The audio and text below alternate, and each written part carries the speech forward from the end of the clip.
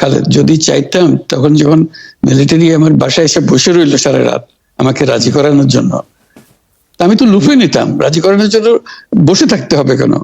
আমি যদি ক্ষমতায় চাইতাম বলে আর চলেন চলেন, কি করতে, কি কোন জামাটা পড়তে হবে দেখিয়ে দেন, এখনই যাচ্ছি।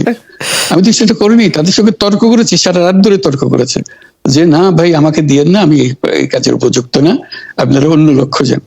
তারা আমার উপরে মন ঠিক করে ফেলেছে আমাকে দিতে হবে।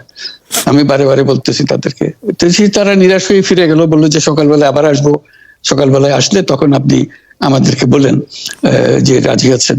আমি বললাম যে না, সকালবেলা আসলে একই কথা পাবেন, কারণ আমি তো এটা এমন কিছু না যে মনের মধ্যে সন্দেহ রেখে দ্বন্দ্ব রেখে আপনাদেরকে বলছি, অত্যন্ত পরিষ্কার ভাবে আপনাদের কাছে বলছি। ঠিক আছে, তা না হলে তো আমি সঙ্গে সঙ্গে রাজি হয়ে যেতাম। কে ছাড়ে যাও আপনাকে দেশের পুরো সরকারের প্রধান হবার জন্য আহ্বান জানাচ্ছে, বাংলাদেশে এরকম কয়জন মানুষ আছে বলবো যে না আমি এই দায়িত্ব গ্রহণ করব না? আমি তো করলাম সেটা। এখন আমার নামে বলা হচ্ছে 10 বছর চেয়ে, আমি বছর নিয়ে তো প্রশ্নই উঠে না। প্রশ্ন হচ্ছে আগামীকাল সকালবেলা আপনি শপথ গ্রহণ করবেন, এই কথা। আমি বলি না, করবো না।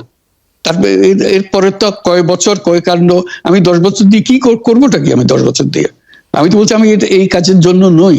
দেশে আমার দেশ পরিচালনা করা আমার দায়িত্ব না, আমার কাজ না, আমি জানি না এটা কিভাবে করতে হয়। আমি যেটা জানি সেটা করি।